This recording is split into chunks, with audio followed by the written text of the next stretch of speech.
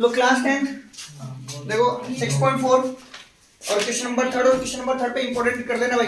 देखो सुनो पहले ध्यान से क्वेश्चन क्या बोल रहा है। ये कह रहा है triangle ABC and triangle DBC are two triangles. इस फिगर में आपको क्या दे रखे हैं, एक तो ट्राइंगल एबीसी गिवन है और एक डीबीसी गिवन है on the same base BC. और आगे कह रहा है एडी इंटरसेक्ट बीसी एट ओ। यहां तक आप गिवन में लिख लेना। कहां तक? एबीसी स्टार्ट करना, बीसी एट ओ यहां तक गिवन में लिख लेना। मैंने आप शॉर्ट पर शॉर्ट फॉर्म में लिख दिया है। देन बोलता है prove that area ABC divided by area DBC बराबर एओ अपॉन बीओ। देखो यहाँ पर एरिया का रेशियो है। अब आप मेरी बात को ध्यान से सुनना, किसका रेशियो निकालना है? एरिया का। लेकिन बराबर में क्या लिखा हुआ है? AO upon do. अगर अपन को याद हो तो कल वाली क्लास में हमने जो एरिया का रेशियो निकाला है ना, उसके अंदर बराबर में होल स्क्वायर है, यहाँ होल स्क्वायर नहीं है। तो इसका मतलब है कि कहीं ना कहीं यहाँ पर थ्योरम 6.4 का लग रहा था कि इस्तेमाल होएगा, लेकिन इस्तेमाल नहीं होएगा। एरिया हमेशा एरिया देखकर, इस बात को याद रखना, हमेशा एरिया का रेशियो देखकर ही हमेशा थ्योरम 6.4 लगे, जरूरी नहीं है। 6.4 तब लगती है जब बराबर में एरिया के साथ में क्या हो? होल स्क्वायर वाली बात हो। क्या हो? साइड का जो रेशियो हो ना, उसके होल स्क्वायर की बात हो। क्लियर? अब दूसरी बात, इस सवाल में सबसे बड़ी गलती जो मैक्सिमम बच्चे करते हैं, फिगर वैसे इसका बना हुआ आएगा, लेकिन जल्दबाजी में इस फिगर को देख के लगता है ट्रेपेजियम है। क्या है? और हम जब लिखते हैं ना अल्फाबेट, तो हम लिखते हैं ए बी सी डी। हम क्या लिखते हैं? ए बी सी डी, यही लिखते हैं हम। ये ट्रेपेजियम की शेप है, पूरी 100% बिल्कुल ऐसी लग रही है। जल्दबाजी में हम इसको लिखते हैं ए बी सी डी, और पूरा का पूरा सवाल गलत। होना क्या था, हो क्या गया, नाम बदलते। इस सवाल में जो मेंशन है वो क्या है कि ए बी सी और डी बी सी। देखो इधर ए बी सी, और दूसरा क्या है? B B C. दोनों सेम बेस बीसी पर है।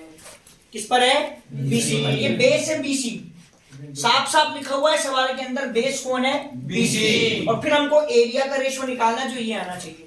और ट्राइंगल का एरिया निकालने का एक ही फॉर्मूला होता है, वो होता है half into base into height. तो बेस बीसी तो हमें पता है, लेकिन इन दोनों ट्राइंगल की हाइट हमारे पास नहीं है। क्या नहीं है? हाइट नहीं है। तो कंस्ट्रक्शन करो, कंस्ट्रक्शन करो। ए से इस बेस बीसी पर एक परपेंडिकुलर ड्रॉप करा मैंने, एएम। क्या ड्रॉप करा? एएम। और डी से बेस बीसी पर दूसरा परपेंडिकुलर मैंने ड्रॉप करा, डीएम। क्या ड्रॉप करा? डीएम। और आप बात को ध्यान से समझना, एएम जो परपेंडिकुलर है वो ट्राइंगल एबीसी का है, और डीएम जो परपेंडिकुलर है वो ट्राइंगल डीबीसी का है। किसका है? डीबीसी का। तो कंस्ट्रक्शन में जो आपके पास आएगा वो ये आएगा कि एएम तो परपेंडिकुलर है बीसी पर, किस पर है? बीसी पर। एंड डीएन किस पे परपेंडिकुलर है? डीएन परपेंडिकुलर है बीसी पर। अब प्रूफ की बात करते हैं। अपन सबसे पहले क्या करते हैं, जो चाहिए उसी को निकाल देते हैं डायरेक्ट। ये तो चाहिए this upon this equal to this लाना है, इसी की बात कर लेता हूं मैं डायरेक्ट। ये लो एरिया एबीसी और डिवाइडेड बाय क्या लिखो? Area DBC. और बराबर में क्या आएगा? आपको एक कॉमन फॉर्मूला पता है, यहाँ लिख देना रीजन। वो कॉमन फॉर्मूला क्या होता है? Area of triangle. Area of triangle का कॉमन फॉर्मूला क्या होता है? एरिया ऑफ ट्राइंगल का क्या है बोलो? Half into base into height. ये आपका कॉमन फॉर्मूला है। तो ये लो हाफ। एबीसी ट्राइंगल का बेस क्या है? बीसी। बीसी है। और हाइट क्या है? एम। नेक्स्ट आ जाओ नीचे, हाफ की जगह हाफ, फॉर्मूले के अकॉर्डिंग। डीबीसी का बेस क्या है? बीसी। इसने पहली लाइन में क्या रखा है कि दोनों ही ट्राइंगल का बेस तो बीसी है, और हाइट कौन है? डीएम। अब आप देखो, हाफ से हाफ गया, क्या लेके? और बीसी से बीसी गया, आया क्या आपके पास? इन दोनों का रेशियो, मतलब area ABC divided by area DBC, और इन दोनों का रेशियो आ क्या रहा है? AM upon DN. आया क्या है? AM upon DN. चाहिए क्या? मतलब इसकी जगह ये आ जाना चाहिए। तो जरा देखते हैं एएम और डीएन कहां पर है। ये रहा एएम, ये रहा डीएन। फिर देखते हैं ए और बीओ कहां पर है। ये रहा ए और ये रहा बीओ। एओ के साथ डीओ, ये तो ए और आई है डी, मतलब इन दोनों ट्राइंगल में ही देखो एएम और बीएन, सॉरी एएम और डीएन, और एओ और डीओ इन दोनों ट्राइंगल में आ रहे हैं। आ रहे कि नहीं आ रहे? तो इसका मतलब है कि इस वाले ट्राइंगल को इस वाले ट्राइंगल को क्या कर दो? सिमिलर कर दो। Similar. That is what equation number 1। अब मैं कहता हूं कि जो एंगल 1 है ना, वो एंगल 2 के बराबर है। 1 किसके बराबर है? 2 के। एंगल 1 मैंने बोला किसके बराबर है? 2 के। रीजन पता ही आपको क्या है? 90 डिग्री। दूसरा मैं कहता हूं ये जो एंगल 3 है ना, ये किसके बराबर है एंगल 4, 3 किसके बराबर है 4, और क्यों बराबर है 3 4 के वर्टिकल अपोजिट रहेगा, क्योंकि क्या बना रहे एक्स वाली शेप बना रहे, क्या बना रहे एक्स वाली शेप। तो अब तीसरा एंगल या मिल नहीं रहा है तो आप सीधा सीधा सा लिख दो bye double A similarity rule, similarity rule. अब आप क्या नाम लिखोगे, 1 के बाद क्या लिया 3, 1 के बाद 3 लिया तो क्या नाम आएगा MOA, क्या नाम आएगा MOA सिमिलर। 2 के बाद क्या लिया 4, 2 के बाद 4 लिया तो NOD, क्या नाम आएगा NOD। फिर क्या होता है दिस अपॉन दिस, मतलब MO upon NO equal to this upon this, मतलब OA अपॉन OD, फिर equal to this upon this, मतलब MA अपॉन ND। ये इक्वेशन नंबर 2। अब आप ध्यान से देखो, ये रहा MA अपॉन ND है ना, और ये रहा आपका MA अपॉन ND, ये किसके बराबर है OA अपॉन D की वैल्यू यहाँ रख दूं, तो substitute in equation 1, substitute in equation 1। तो क्या लिखोगे आप, एरिया ABC डिवाइडेड बाय, जरूरी बदतमीजी करना हर समय, एरिया DBC बराबर ये जो AM अपॉन DN है, कौन AM अपॉन DN किसके बराबर है OA अपॉन OD, बराबर में क्या लिखो यहाँ पर OA अपॉन OD, और ये लो हैंड्स पर, ठीक है लिखो।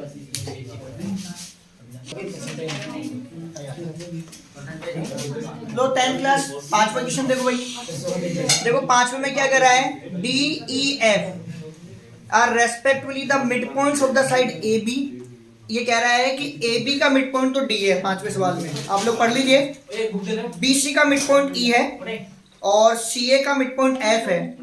डन, ट्राइंगल ABC में फाइंड द रेशियो DEF और ABC का एरिया का रेशियो निकालना है। देखो यहाँ एरिया की बात है ना, तो 100% थ्योरम 6.6 लगनी है, मतलब एरिया थ्योरम लगनी है, और 100% को तभी लगेगी जब ये दोनों ट्रायंगल क्या होंगे सिमिलर, क्या होंगे सिमिलर। अब इस सवाल की डिमांड क्या है वो देखो आप, इसकी डिमांड ये है, आपके पास एक तो ट्रायंगल है ABC ट्रायंगल हो गया, इस AB में, इस ABC ट्रायंगल में D तो मिड पॉइंट है AB का, मिड पॉइंट का मतलब है DD और DA बराबर, मिड पॉइंट का मतलब है बराबर में बंटवारा करना। BC का मिड पॉइंट है E, इसका साफ साफ मतलब हो गया कि BE किसके बराबर है E से, और AC का मिड पॉइंट है F, क्या है F, इसका मतलब है AF किसके बराबर हो गया FC के बराबर हो गया ना भाई। आप एक बार देख लो, ये ना ऑर्डर इसका, D है AB का, E है BC का, और F है AC का। डन, और इनका निकालना है एरिया और उसका रेशियो। उसके लिए इन दोनों ट्रायंगल को पहले क्या करना पड़ेगा सिमिलर। क्यों करना पड़ेगा, क्योंकि एरिया थ्योरम लगेगी, एरिया निकालोगे तो एरिया थ्योरम लगेगी, और एरिया थ्योरम सिर्फ उन्हीं ट्रायंगल पर लगती है जो सिमिलर होते हैं। क्या होते हैं सिमिलर। डन, तो ये देखो इनको जोड़ो आप, ये लो देखो DEF बनना था ना ट्रायंगल, ये बन गया DEF, और क्या बनना था ABC, तो ABC तो आपका मेन ट्रायंगल है, ठीक है ना। थोड़ा ध्यान से समझना, क्योंकि एक्चुअली में इसमें पीछे की कुछ जो आपने लास्ट 9 क्लास में पढ़ के आए ना, वहां की कुछ अप्रोच लगने वाली है।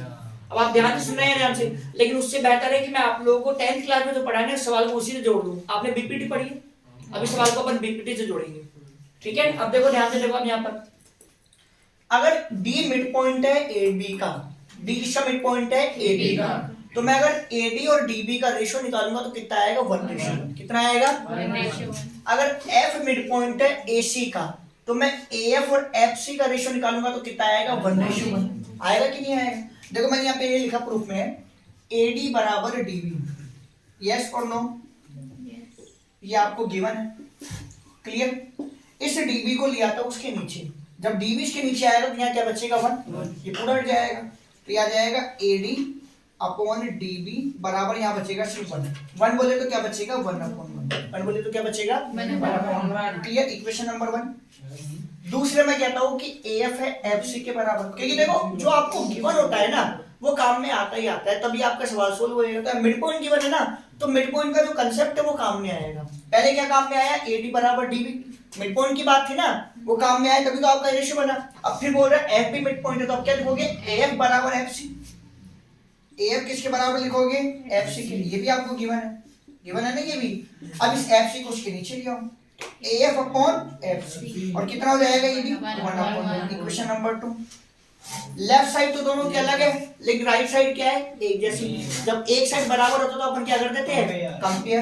तो इक्वेशन 1 एंड 2 को कंपेयर कर लो, तो by comparing 1 and 2, equation 1 and 2, तो ये दोनों साइड जो है ना, तो ये बराबर है। कौन सा, लेफ्ट राइट, राइट इधर का बराबर, उसको हटा दो, दोनों के लेफ्ट बराबर कर दो, और आप यहाँ रिजल्ट लिख दोगे AD अपॉन DB किसके बराबर है, AF अपॉन FC। मतलब this upon this equal to this upon this, किसमें होता है, बीपीटी में या इसके कन्वर्स में होता था, कन्वर्स। और कन्वर्स में क्या सिखाया है कि अगर this upon this equal to this upon this हो जाए, तो ये बनाने वाले जो डिस्टिंक्ट पॉइंट होते हैं वो तीसरी लाइन के क्या होते हैं। तो यहाँ पर आप क्या लिखोगे, this implies that DF parallel to BC। DF किसके पैरेलल हो गई, BC। ये आप क्यों बाय कन्वर्ज ऑफ बीपीटी से, किससे हुई, लिख सकते हैं। हाँ, इसमें तो आप लिख सकते हो, जहां बीपीटी का उपयोग है ना, वहां आप बीपीटी लिख दो, और जब कन्वर्ज ऑफ बीपीटी का उपयोग है वहां पर आप कन्वर्ज ऑफ बीपीटी लिखो। स्टेटमेंट की जरूरत नहीं है, स्टेटमेंट आपको लिखना पड़ेगा थ्योरम 6.6 में, क्योंकि उसको हम एरिया थ्योरम नहीं लिख सकते, ये तो हम लोग बोलते हैं ताकि एक स्टूडेंट को याद रहे कि ये थ्योरम एरिया थ्योरम है, रिलेटेड है एरिया से, उसका कोई नाम नहीं है एरिया थ्योरम, यहाँ तो नाम है बीपीटी बोल सकते हो, थियरम थ्योरम बोल सकते हो। ये बात समझ में, हाँ, पाइथागोरस थ्योरम आएगी ना, तो आप लिख सकते हो by using Pythagoras theorem, statement लिखने की जरूरत नहीं है। डन।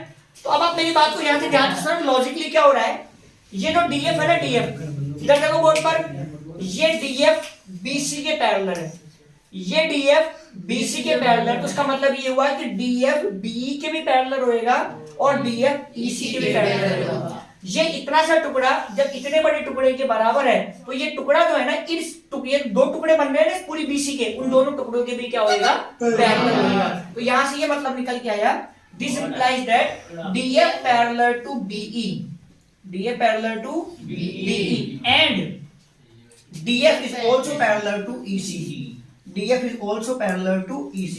अब एक बार बताओ मुझे, मैंने दिस अपॉन दिस लिया और दिस अपॉन दिस लिया और मैंने इसको इसके पैरेलल कर दिया, तो ये वो, तो यार ये भी तो मिड पॉइंट है, तो दिस अपॉन दिस भी कितना आएगा, 1/1, और दिस अपॉन दिस भी कितना आएगा, 1/1। इसका मतलब है तो ये भी तो इसके पैरेलल होएगी, बीपीटी तो किधर से भी बन सकती है ना, ये भी तो इसके पैरेलल होएगी। ऐसे आपका देखो ये वाला कौन सा, दिस अपॉन दिस, और एक ये दिस अपॉन दिस, ये भी तो आपका 1/1 ही आएगा ना।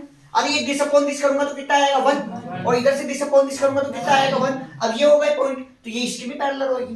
तो एक बार तो मैंने करके बता ही दिया, अब बार बार थोड़ा ना करेंगे। तो सिमिलरली अपन लिखेंगे DE parallel to AC and EF parallel to AB, और जब ये DE अगर AC के पैरेलल है तो DE इसके भी पैरेलल होगी और इसके भी पैरेलल होगी, और EF अगर AB के पैरेलल तो EF BD के भी पैरेलल होगी और EF AD के भी पैरेलल होगी। तो सिमिलरली, बाय सिमिलरली हम क्या लिख सकते हैं, DE parallel to AC, DE parallel to AC and EF parallel to AB, EF parallel to AB। Clear, आगे बात समझ में। और इससे साफ साफ मतलब ये हो गया कि आपका ये जो DE है ना, ये DE ये किसके पैरेलल होएगा, FE से, और ऐसे आपका FE किसके पैरेलल होगा, DD। तो मैं यहाँ पर लिख रहा हूँ नाउ, क्या लिख रहा हूँ, FE parallel to BD, FE parallel to BD। अब आप सुनो मेरी बात को, ये टुकड़ा इसके पैरेलल हो गया और ये टुकड़ा किसके पैरेलल हो गया, इसके। तो इसका मतलब है ये जो दिखाई दे रहा है ना आपको, ये एक पैरेललोग्राम हो गया।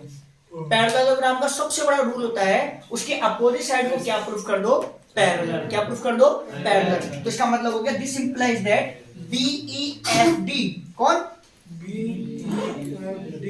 Is a parallelogram.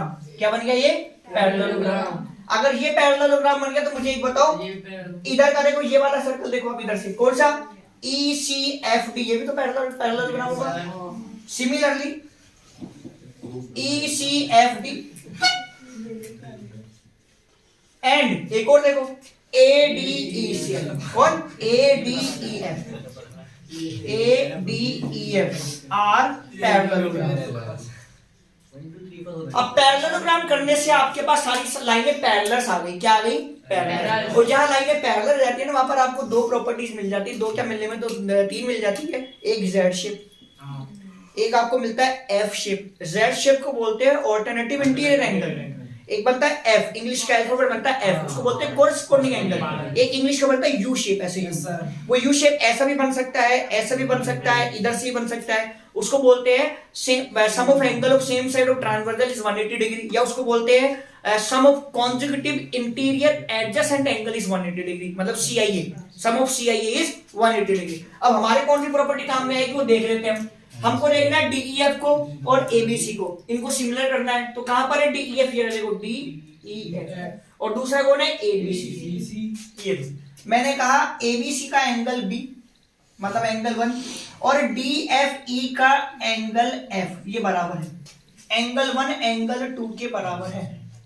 आई बताना आप रीजन क्यों बराबर है। दूसरा मैं कहता हूं कि इसका ये एंगल 3 और इसका ये एंगल 4 बराबर है। एंगल 3 किसके बराबर है, एंगल 4 के। अब मैं कहता हूं कि इसका ये जो एंगल 5 है ना वो किसके बराबर है, एंगल 6 के। अब आप बता सकते हो कि ये क्यों बराबर है सारे के सारे, इनका सबका एक ही कारण है, वेरी गुड, बिल्कुल सही बोला इसने, अपोजिट एंगल पे पैरेललोग्राम आर इक्वल। ये पैरेललोग्राम की अपोजिट एंगल है। जब पैरेललोग्राम बनता है ना मेरे बावली पूछो, जब पैरेललोग्राम बनता है ना ऐसे तो उसके अपोजिट एंगल्स आपस में क्या होते हैं, इक्वल। क्या होते हैं, इक्वल। आ गई, इसका मतलब है सबका रीजन क्या लिखोगे आप, opposite angles of parallelograms are equal. या आप ऐसे लिख सकते हो पैरेललोग्राम, दो पैरेलल लाइन ऊपर GMS, ऊपर क्या लिख देना GMS, ये हो जाता है, इसको पैरेललोग्राम ही बोलते हैं। डन। तो कौन सी प्रॉपर्टी लगी, ट्रिपल ए। तो bye triple A similarity rule. अब नाम की बात कर लेते हैं, 1 3 5, क्या नाम दिया आपने, 1 3 5, 1 3 5 मतलब BCA, क्या लिखोगे आप, BCA सिमिलर। उधर से क्या लिया, 2 4 6, 2 4 6 मतलब FD और E। क्लियर, बात समझ में आ गई। अब इतना लिख लो, फिर थोड़ी स्पेस कम रह गई, फिर बाद में लिखेंगे ना। देखो अब ये दो ट्रायंगल सिमिलर तो हो ही गए और इन्हीं का एरिया निकालना है। तो अब यहाँ पर आप स्टेटमेंट लिखेंगे बाय थ्योरम 6.6। आप स्टेटमेंट लिखना, ये नंबर नहीं चलेगा हमारे एग्जाम में। तो क्या लिखोगे, area this upon area this. आपको लिखना है area BCA upon area FDE, और बराबर में आप लिखोगे BC अपॉन FD का होल स्क्वायर। आप क्या लिखोगे, BC अपॉन FD का होल स्क्वायर। बाकी की जरूरत नहीं है, इसी से अपना काम हो जाएगा। देख लेते एक बार BC कहां पर है, ये रहा BC, देखिए BC आपको। उसके अलावा आपको क्या दिया है, FD, क्या दिया है, FD। क्लियर। अगर पैरेललोग्राम की अपन आगे बात करें तो पैरेललोग्राम की अपोजिट साइड बराबर होती है। FD किसके बराबर होगी, B। और यहाँ पर नीचे कौन है, ऊपर कौन है, BC। और BC को क्या बोलोगे आप, डबल ऑफ BE बोलोगे कि नहीं बोलोगे, मिड पॉइंट है ना, बताया था ना कल भी सिखाया था, मिड पॉइंट है। तो BC की वैल्यू कितनी जाएगी, डबल ऑफ BE। तो BC की जगह तो आप लिखेंगे डबल ऑफ BE। क्लियर। और FD की जगह आप लिखेंगे BE, क्योंकि अपोजिट साइड पे पैरेललोग्राम आर इक्वल। तो FD की जगह आप लिखेंगे BE, क्या लिखेंगे, BE। क्लियर। और यहाँ पर रीजन लिख देना, सिंस क्या कि जो आपकी DF है वो किसके बराबर है, वो BE के बराबर है। किसके बराबर है, BE के। BE से B कट गया और ये पावर यहाँ है होल स्क्वायर। 2 का ये एक बार कटा, अब 2 का स्क्वायर करूंगा तो कितना आएगा, 4। 1 का करूंगा तो कितना आएगा, 1। तो 4:1 आंसर आएगा आपका, क्या आएगा, 4:1। हाँ जी, देखो नेक्स्ट क्वेश्चन नंबर 6 को देखते हैं क्या है। 6 में क्या कह रहा है, prove that the ratio of the areas of 2 similar triangle. मतलब उसे स्टार्ट में क्या बोल दिया कि दोनों ट्राइंगल सिमिलर है। तो दो ट्राइंगल, एक ABC ले लिए, एक PQR ले लिए, दोनों सिमिलर है। आगे क्या बोलता है, इज इक्वल टू द, मतलब सिमिलर ट्राइंगल के एरिया का जो रेशियो है is equal to the square of the ratio of their corresponding median. Median के रेशियो के स्क्वायर के बराबर है। तो आप सुनना मेरी बात को, देखो एक तो ट्राइंगल ये रहा ABC, डन। एक तो ट्राइंगल आपका कौन हो गया, ABC, और जिसकी मीडियन कौन होगी, AD। कौन होगी, AD। और इसका मतलब है ये दोनों बराबर। मीडियन हमेशा क्या करती है, बंटवारा बराबर बराबर करती है, भेदभाव नहीं करती है। इसके बाद आ जाओ किस पर, PQR। अगला ट्राइंगल है PQR, और PQR की बात करो तो इसकी मीडियन कौन है, PM। कौन है, PM। तो ये दोनों भी आपस में क्या है, बराबर। और ये दोनों ट्राइंगल क्या है, सिमिलर। दोनों ट्राइंगल क्या है, सिमिलर। और हमको लाना क्या है कि इन दोनों का एरिया का जो रेशियो है वो ये होना चाहिए। क्या होना चाहिए। अब आप मेरी बात सुनो, हमने पीछे, आप आ जाओ पेज नंबर किस पर, 141 पर आओ, पेज नंबर 141 पर आओ और सवाल नंबर 16 हमने करा था 6.3 के अंदर, है ना, मैंने करा भी दिया आप लोगों को। वहां से आप इसका पूरा सॉल्यूशन कॉपी करेंगे, पूरा सॉल्यूशन कहां तक का जो आपका आता है ना answer, A B upon P Q बराबर A D upon P M, यहां तक का पूरा सॉल्यूशन आपको वहां से कॉपी करना है। तो आप पहले वहां से कॉपी करो, फिर मैं इसको आगे बढ़वाऊंगा। वहां से कॉपी करो फटाफट से इसको।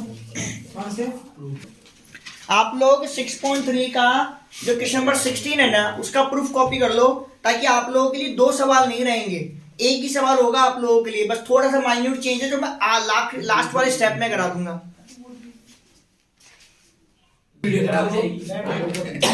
देखो भाई सुनो मेरी बात, आप लोगों ने इधर देखो, एक पढ़कर देखो, आप लोग यहाँ तक कॉपी कर चुके हो, वहां से भाई 6.3 का क्वेश्चन नंबर 16 है, वहां यहाँ तक कॉपी कर चुके हो भाई। सवाल मैं कराता ना अगर वापस से आपको स्टार्ट से, तो आपके दो सवाल हो जाते हैं।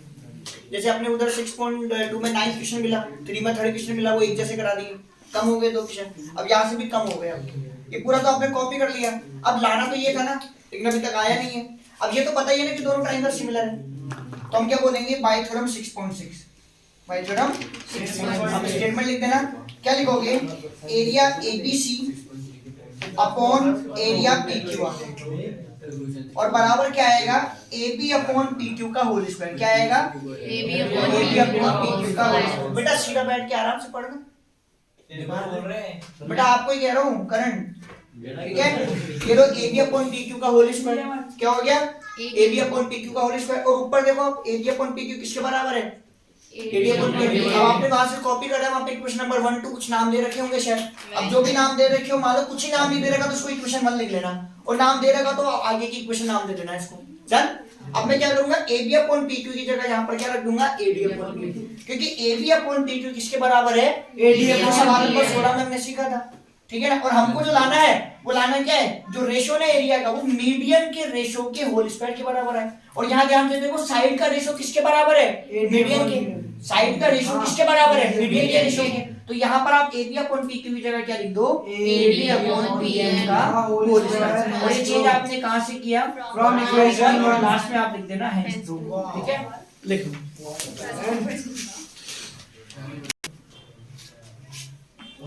देखो क्वेश्चन नंबर 7 पर आओ भाई, ध्यान से सुनना, one of the best question of that exercise. क्या लिख रहा है ये, prove that area of an equilateral triangle. क्या कह रहा है, prove that area of an equilateral triangle. और इक्विलैटरल ट्रायंगल का मतलब है तीनों तो साइड बराबर। भाई तीनों तो साइड बराबर होगी कि नहीं होगी, और तीनों एंगल बराबर होंगे। तो क्या कह रहा है ये,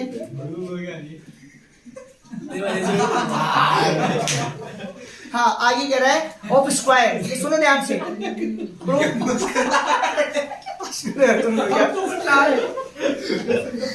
जरूर समझा देखो सुनो बात को ध्यान से, ये कह रहा है prove that area of an equilateral triangle. देखो इक्विलैटरल ट्रायंगल का मतलब हो गया जिसकी तीनों साइड बराबर हो, तीनों एंगल बराबर हो, describe on one side of A square. ऐसा वो ट्रायंगल जो है ना, स्क्वायर की किसी एक साइड पर बना हुआ है, is equal to the half of the area of an equilateral triangle described on one of its diagonal। देखो उसका मतलब क्या है, समझो। ये कहना चाहता है, आपके पास एक तो है स्क्वायर, ध्यान से समझने सवाल का मतलब क्या है।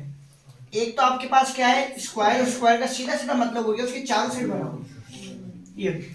ये चारों साइड बराबर है, और चारों साइड जो बराबर है ना, उनको मैंने मान लिया है, क्या मान लिया है, ये सारी चारों की चारों साइड ए है। इसने कहा है एक इक्विलैटरल ट्रायंगल बन रहा है, इसकी किसी एक साइड पर, इस पे बनाओ चाहे इस पे बनाओ, चाहे इस पे बनाओ चाहे इस पे बनाओ, डजंट मैटर, लेकिन एक बनाना है आपको इक्विलैटरल ट्रायंगल। तो स्क्वायर की किसी एक साइड पे बना हुआ है, तो ये लो मैंने यहां बना लिया, इसको नाम दे दिया मैंने ई। इसका मतलब है ये तो साइड है ना आपकी कौन, BC, ये तो साइड है CE, ये साइड है BE, ये सब बराबर है, और इनका मेजरमेंट कितना आएगा, A और E। इस ट्रायंगल का एरिया, इस वाले ट्रायंगल का एरिया क्या बोल रहा है, वो आधा होगा। किस वाले ट्रायंगल के एरिया क्या आधा होगा, इसके डायगोनल पर एक और इक्विलैटरल ट्रायंगल बनेगा। इसी स्क्वायर के इस डायगोनल पर एक और इक्विलैटरल ट्रायंगल बनेगा डायगोनल के मेजरमेंट से। ये लो ऐसे, ठीक है ना, मतलब ये वाला मेजरमेंट, ये वाला मेजरमेंट और ये वाला मेजरमेंट बराबर है, और इसको आप नाम दे दो F, ठीक है। ये क्या लेना चाहता है, इसका एरिया, इस इक्विलेटरल ट्रायंगल का एरिया इस वाले इक्विलेटरल ट्रायंगल के एरिया का क्या है, हाफ। तो गिवन में तो आप सिर्फ इतना सा लिख देना ABCD इज ए स्क्वायर, इससे आपका काम हो जाएगा। इधर आ जाओ, यहां आप लिखना एरिया BCE, किसका एरिया, BCE का जो एरिया है ना, BCE का एरिया वो क्या होगा, हाफ होगा किसका एरिया, ACF से, किससे, ACF से। बात समझ में आई, दोबारा सुनो, एक स्क्वायर की किसी एक साइड पे बन रहा है इक्विलेटरल ट्रायंगल, और स्क्वायर की किसी एक डायगोनल पर बन रहा है इक्विलेटरल ट्रायंगल। तो साइड पर जो ट्रायंगल बना है ना उसका एरिया डायगोनल पर जो ट्रायंगल बना है उसके एरिया से क्या होगा, आधा, हाफ होगा। ये अपनी प्रूविंग है, ठीक है। अब आप ध्यान से सुनो, यहां तक तो दिक्कत ही नहीं है, साइड पता पड़ गई स्क्वायर की, इस वाले ट्रायंगल की साइड पता पड़ गई। अब हमें साइड निकालनी है इक्विलेटरल ट्रायंगल की, किसकी निकालनी है, इक्विलेटरल ट्रायंगल की। तो देखो स्क्वायर की खास बात होती है कि उसका हर एक एंगल कितने डिग्री का होता है, 90 डिग्री का। तो ABC एक राइट एंगल ट्रायंगल है, ABC कौन है, एक राइट एंगल ट्रायंगल है। तो इन ट्रायंगल ABC कंस्ट्रक्शन में आप लिख देना जो आपने बनाया है, ट्रायंगल बनाया है दोनों को आप कंस्ट्रक्शन में लिख देना। ABC की बात करें, हाइपोटेन्यूज हमें निकालनी, मतलब हाइपो निकालनी है, बेस और परपेंडिकुलर हमारे पास है। तो आप h स्क्वायर बराबर क्या लिखोगे, b square plus b square, h बोले तो कौन है, AC। तो ये AC का स्क्वायर और बेस आपका a है और परपेंडिकुलर भी कितना है, a। तो 1 and 1 कितना हो जाएगा, 2। तो आपके पास आ जाएगा 2a स्क्वायर, कितना जाएगा, 2a स्क्वायर। अंडर रूट ले लो इसका, स्क्वायर उठाएंगे तो अंडर रूट आएगा, और यहाँ पर देखो a स्क्वायर का तो हो जाएगा a, लेकिन 2 का अंडर रूट क्या आएगा, √2, क्या आएगा, √2। तो √2 आ जाएगा आपका, क्या जाएगा, √2a और यूनिट, क्योंकि मेजरमेंट होता है ना मीटर सेंटीमीटर में, तो वो तो है नहीं, तो इसलिए हमें यूनिट लिखना पड़ेगा। अब ये आपका कितना आ गया, √2, तो ये भी कितना होगा, √2, और फिर ये भी कितना होगा, √2। अब दूसरी बात मुझे बताओ, इन दोनों ट्रायंगल की बात करें तो दोनों ही ट्रायंगल कौन सी ट्रायंगल है, और एंगल कितने डिग्री के होंगे, 60 डिग्री के होंगे। तीनों एंगल 60 डिग्री के होंगे। तो ध्यान से देखो, ये एंगल 1 किसके बराबर, 2 के। एंगल 1 किसके बराबर है, हम क्यों करने वाले हैं, हम क्यों सिमिलर करने वाले हैं, क्योंकि हमें एरिया की बात करनी है, और एरिया थ्योरम लगेगी, और एरिया थ्योरम तब लगेगी जब दोनों ट्रायंगल क्या होंगे, सिमिलर। एंगल 1 किसके बराबर हुआ, मैंने नाम दिया यहाँ पर एंगल 3 इसको, और इसको नाम दिया मैंने एंगल 4, ये तो बनेगा पूरा एंगल 4। तो 3 किसके बराबर होगा, 4। मैंने इसको नाम दिया 5, और मैंने इसको नाम दिया 6, तो 5 किसके बराबर होगा, 6 के। और ये सब क्यों बराबर है, क्योंकि क्या है, ईच 60 डिग्री, कितना डिग्री है, प्रॉपर्टी कौन सी लगेगी, bye triple A similarity rule. नाम अब आप देख रहे हो, जो आपने ऑर्डर लिया है, आपने 1 3 5 लिया है, तो यहाँ से जाएगा ECB, क्या जाएगा, ECB और B सिमिलर। उधर से लिया है 2 4 6, तो FCA क्या जाएगा, FCA। देन बाय थ्योरम 6.6, अब लिखोगे area this upon area this, क्या होती है वो theorem, area ECB area ECB divided by area FCA बराबर लिखना क्या है आपको, EC अपॉन FC का होल स्क्वायर। बाकी साइड की कोई जरूरत ही नहीं है, इन्हीं से अपने लिए काफी है।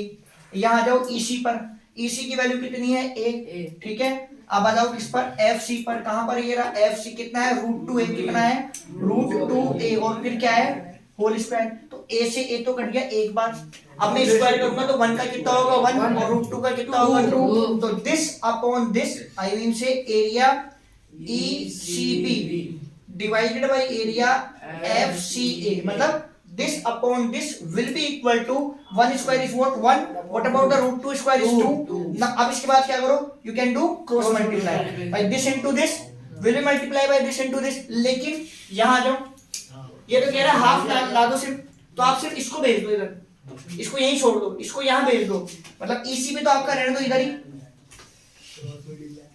बराबर ये 1/2 और ये भेज दो वहां, तो कितना हो जाएगा, एरिया FCA, और ये लो है प्रूफ।